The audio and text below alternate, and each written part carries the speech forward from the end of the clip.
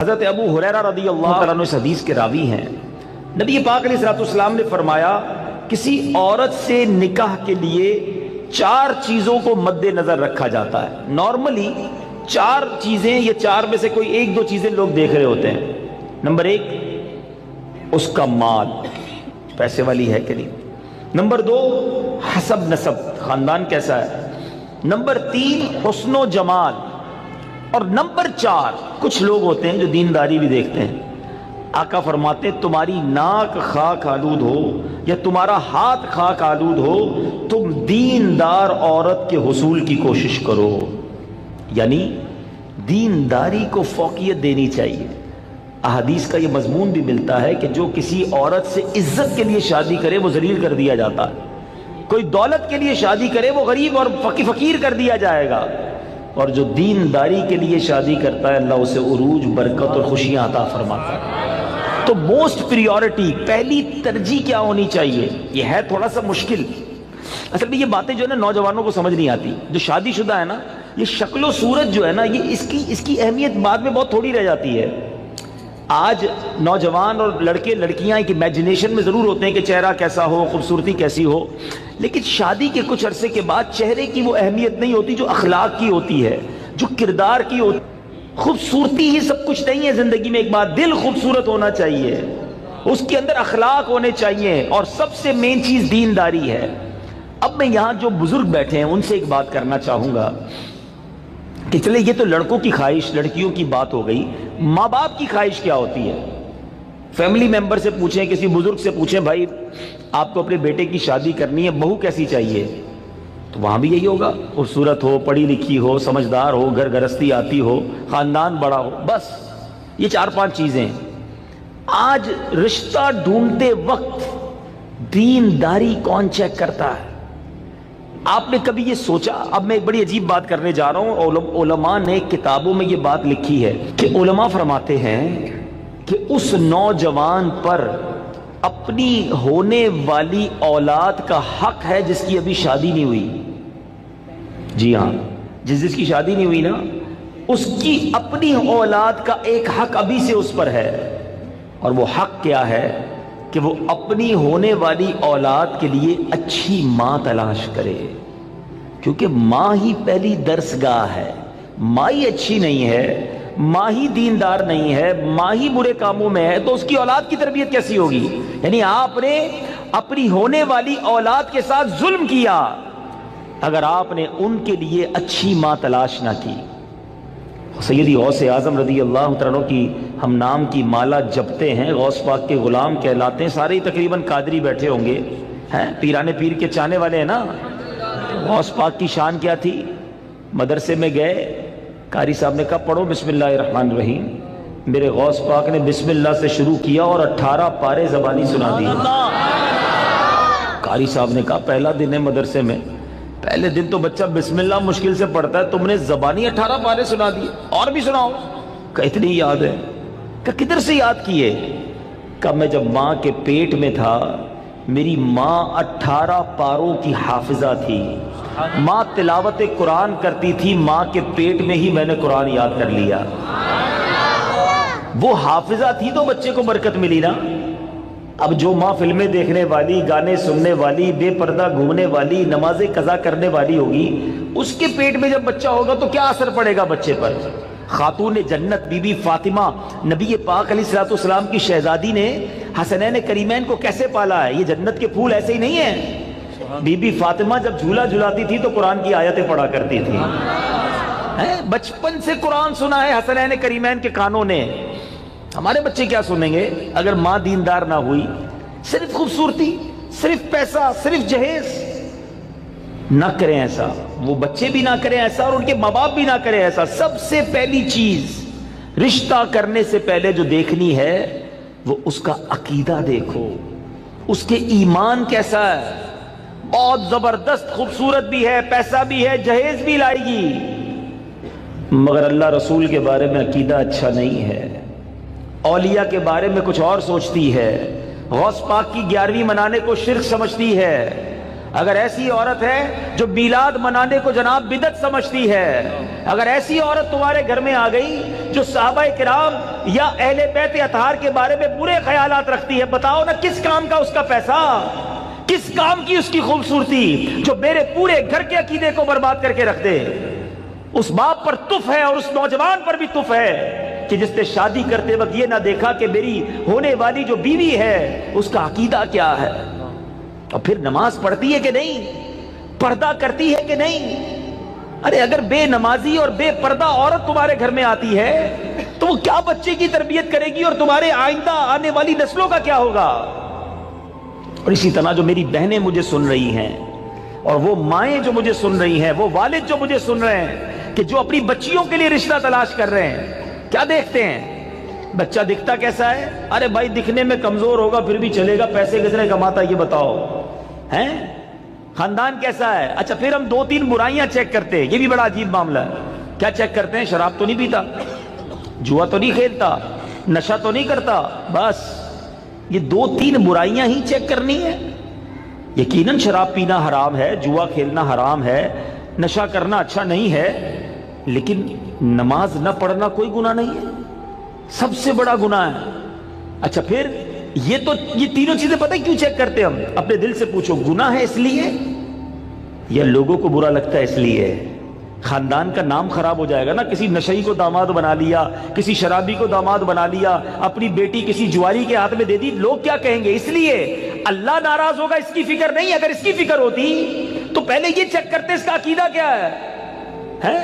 ایسا بھی ہوا ہے، ہم نے دیکھا ہے کہ اپنے باپ نے اپنی بیٹی کو پردہ کرایا ساری زندگی، اولیاء کرام صحابہ کی محبت گھر میں تھی، اور ایسی جگہ بیٹی بیاہ دی کہ شادی ہونے کے بعد سسرال والوں نے کہا کہ پردہ ختم کرو، ہمیں پردہ اچھا نہیں لگتا، اور خبردار آئندہ اولیاء کرام کا نام لیا۔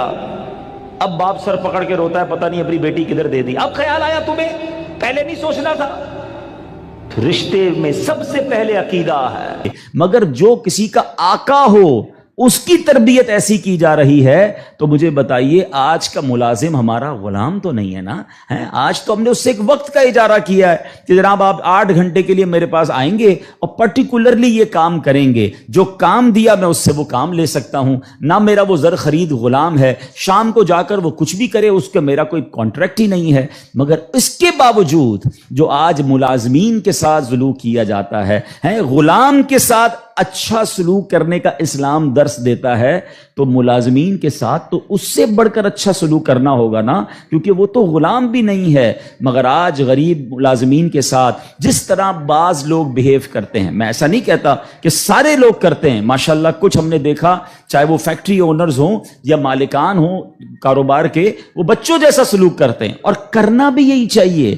وہ غریب ہے تو اس کا مطلب یہ نہیں کہ اس کے پاس دل نہیں ہے، اور اسلام ہمیں حقوق بیان کرتا ہے اور ہمارے صحابہ نے اس کو کس طرح امپلیمنٹ کیا۔ اب یہ ایک بات ذہن میں رکھنی ہے، نبی پاک کی ایک حدیث یاد رکھیے گا، میرے آقا علیہ الصلوۃ والسلام فرماتے ہیں من آذا مسلمن فقط آذانی ومن آذانی فقط آذ اللہ، جس نے کسی مسلمان کو تکلیف دی۔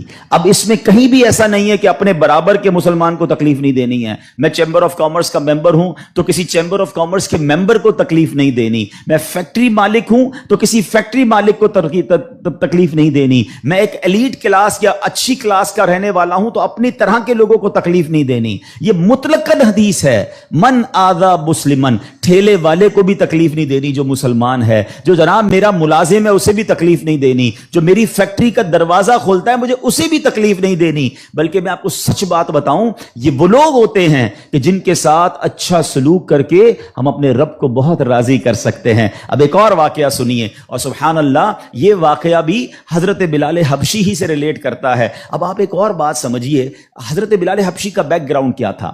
حبشہ جو ہے وہ ایتھوپیا کو کہتے ہیں، آج کل وہ ملک ایتھوپیا ہے، ٹھیک ہے نا؟ اٹ مینز وہ افریقن تھے، عرب کے اندر ایک افریقن امریکن غلام کے طور پر وہ آئے تھے اور آپ نے بہت ڈیفیکلٹ لائف اسلام کے لیے گزاری. جو آپ کا آقا تھا نا امیہ، میں نے وہی کہا کہ باٹ کر لیتے تھے، خرید لیتے تھے، وہ بہت سخت اسلام دشمن تھا. اب امیہ کو جب پتا چلا کہ حضرت بلال مسلمان ہو گئے، اب اس نے حضرت بلال پر مظالم کے پہاڑ توڑ دیے. ابھی حیدرآباد میں ہم لوگ موجود ہیں، گرمی کا سیزن ہے، ہم شاید 10 منٹ بھی باہر گرمی میں کھڑے نہ رہ سکیں اس وقت.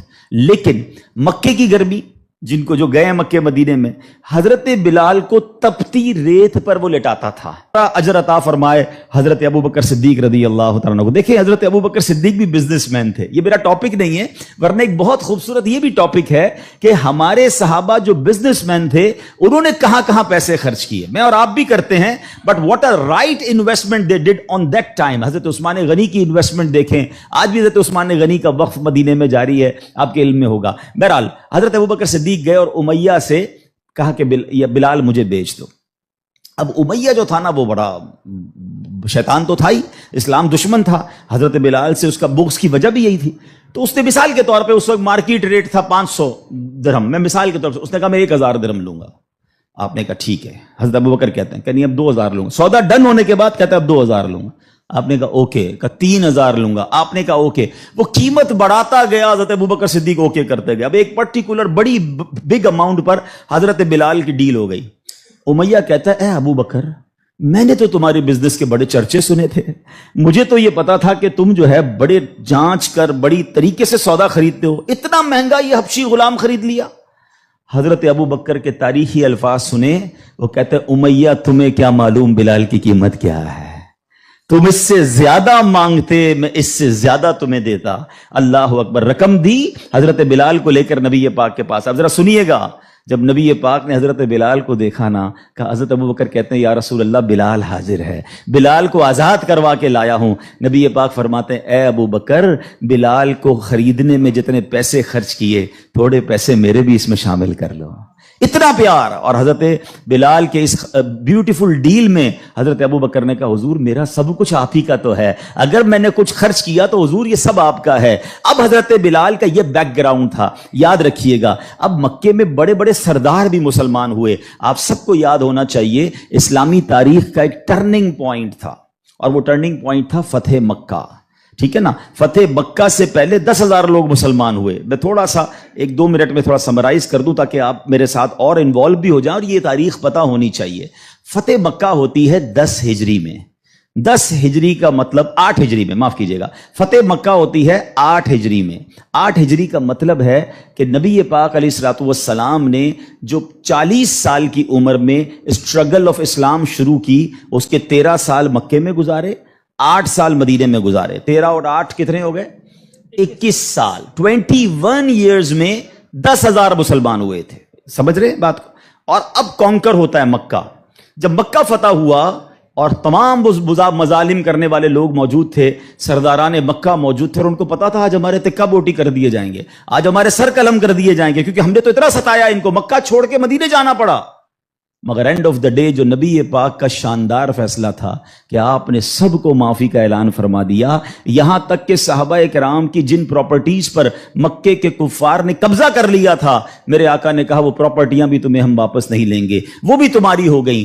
اس معافی کا فائدہ کیا ہوا یہ سمجھنا بہت ضروری ہے کہ 10,000 مسلمان ہیں 21 سالہ کوشش میں. اور سن 10 ہجری میں آفٹر 2 ایئرز جب میرے آقا فتح مکہ کے بعد حج فرماتے ہیں، جس کو ہم حجۃ الوداع کہتے ہیں، اور خطبہ حج کے موقع پر میدان عرفات میں 1,24,000 صحابہ کرام ہوتے ہیں. معافی کا فائدہ دیکھ رہے ہیں؟ ہم کہتے ہیں بدلہ لوں گا، دشمنی چلے گی، نسل در نسل چلے گی، مٹا کے رکھ دوں گا، چھوڑوں گا نہیں. لڑائی کر کے دیکھ لو یا معاف کر کے دیکھ لو. ایک معافی نے اسلام کو کہاں پہنچایا؟ 10,000 21 سالوں میں. اور معافی کے بعد ودن 2 ایئرز 1,24,000 صحابہ کہاں موجود ہیں؟ عرفات کے میدان میں موجود ہیں. اینڈ فرام دیٹ ڈے، ایک اور بات، ہسٹری پڑھیے اسلام کی، فتح مکہ کے بعد اسلام نے جو ٹیک آف کیا ہے، آج تک اسلام پیچھے نہیں گیا. 200 کروڑ مسلمان ہیں آج دنیا میں. یہ فیضان ہے فتح مکہ کے اس اعلان کا، لا تثریب علیکم اليوم، آج تم سب آزاد ہو، تم سے کوئی سوال نہیں ہوگا. اور اس کے بعد سے اسلام کو جو عروج ملا. لیکن بھائی تربیت کا ٹائم تھا نا. جب یہ فتح مکہ ہو گیا نا تو پیارے آقا علیہ الصلوۃ والسلام نے اب مکے کی چابی، کعبے کی چابی ملی، اور اب کعبے کی چھت پہ اذان دینی تھی. یعنی ایک طرح سے یہ ایک وکٹری کا اعلان تھا. تو نبی پاک نے کس کو کہا؟ حضرت بلال کو کہا کہ ایک بلال جاؤ اور کعبے کی چھت پہ اذان دو. اب جو سرداران مکہ تھے نا وہ کہتے ہیں یار ہم اتنے بڑے بڑے سردار، اتنی بڑی فیملی سے تعلق رکھنے والے ہیں، اتنا پیسہ ہمارے پاس، اتنے بڑے قبیلے کے سربراہ، اور آج اتنے عظیم موقع پر جو فتح مکہ کے بعد اذان دینے کا موقع، وہ بھی کعبے کی چھت پر، وہ کس کو دیا جا رہا ہے؟ ایک حبشی غلام کو. اللہ اکبر. یہ خبر نبی پاک تک پہنچ گئی کہ کچھ لوگ بے چین ہیں، کچھ لوگوں کو یہ برا لگ رہا ہے کہ بلال کو یہ موقع کیوں ملا، ہم بڑے خاندان والے، ہم پیسے والے. پیارے آقا علیہ الصلوۃ والسلام نے ان کو بلایا. پہلے تو نبی پاک نے سوال کیا کہ کیا آپ لوگ ایسی باتیں کر رہے تھے؟ کہ جی حضور کر رہے تھے. اب نبی پاک نے کیا فرمایا؟ نبی پاک کی گفتگو سے پہلے قرآن کی آیت نازل ہوتی ہے اور رہتی دنیا کے لیے ایک اصول بیان ہو گیا. اب یہ اصول مجھے اور آپ کو یاد رکھنا ہے. اللہ کریم قرآن میں ارشاد فرماتا انا اکرمکم عند اللہ اتقاکم. فرمایا بے شک اللہ کے یہاں تم میں زیادہ عزت والا وہ ہے جو تم میں زیادہ پرہیزگار ہے. یہ وہ فارمولا ہے جو مجھے یاد رکھنا ہے. پیسے والا زیادہ عزت والا نہیں ہے. جناب میں فلاں چیمبر کا صدر تو وزیر نائب صدر تو فلاں علاقے کا ہیڈ تو جناب قومی اسمبلی کا ممبر تو منسٹر یا جناب مل اونر نہیں. فلاں خاندان میرے سر نیم میں یہ نیم لگتا ہے جس کی وجہ سے میرا بہت بڑا خاندان ہے. قرآن نے فیصلہ کر دیا ہے ان اکرمکم عند اللہ اتقاکم. اللہ کے نزدیک عزت والا وہ ہے جو زیادہ پرہیزگار ہے. وہ میرا ملازم بھی ہو سکتا ہے، وہ میرا خان سما بھی ہو سکتا ہے، وہ میرا غریب رشتہ دار بھی ہو سکتا ہے، وہ باہر ٹھیلا لگانے والا بھی ہو سکتا ہے. اگر وہ اللہ کی بارگاہ میں پرہیزگار ہے وہ سب سے زیادہ، ہم سب سے زیادہ عزت والا ہے. اور یہی اسلام کا حسن ہے. اچھا مزے کی بات یہ ہے ایک طرف تو یہ حسن ہم پریکٹیکلی بھی پریکٹس کرتے ہیں. مثال کے طور پہ بعض اوقات آفس میں نماز کا ٹائم ہو گیا اور ہمارے کسی ملازم میں کوئی باشرہ ہے یا حافظ صاحب ہے یا اچھا تلاوت کرنے والا ہے، ہم اس کو کہتے ہیں حضرت آپ نماز پڑھا دیں. بالکل اچھی بات. یہ تو اعلان ہے نا کہ بھائی آپ سیٹ ہیں، آپ پیچھے ہیں، اور امامت کون کر رہا ہے؟ ایک نارمل سا انسان ہے لیکن وہ عبادت گزار ہے، اس کو قرآن آتا ہے، مگر صرف نماز کی حد تک. امام صاحب نے نماز پڑھا دی، پھر جا کر اس سے وہی انداز اختیار کرنا ہے جو عام ملازمین سے کرنا ہے. نہیں، یہ فارمولہ ہمیں اسلام سکھا رہا ہے. تو یہاں میرا جو آج ٹاپک ہے کہ سیٹ اور ملازم میں فرق، یہ ہمیں نہیں کرنا ہے. ٹھیک ہے کاروبار ہے، آپ اس سے کام لیں، آپ اس سے اجرت پر کام لے رہے ہیں، مگر آپ نے اسے خریدا نہیں ہے. اور اگر خرید بھی لیا ہے تو اس کے اوپر زیادتی کی اجازت نہیں ہے.